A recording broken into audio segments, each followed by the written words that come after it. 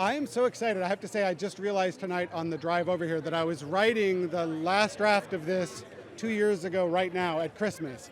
I was scrambling in order to deliver a draft by Christmas, and here we are 2 years later at Christmas doing it. To be at Man's Chinese, I mean, I've never had a premiere at Man's Chinese, so I've always wanted to do this.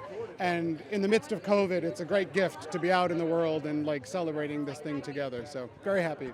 I think the great thing about this film is that it is a story about achieving lifelong dreams, and about pushing through adversity and about the fact that anything is possible, really. It really is an underdog story, and I think so many people will relate to that idea about having a dream, thinking it's impossible, fighting for it anyway, and achieving it. When Kurt Warner actually has to state his case that I am here because I've worked for it, and I've bled for it, and I know why I'm here, and I'm ready. Put the football in my hands, and I will win for you. And that's, like, it gives me chills every time I see it.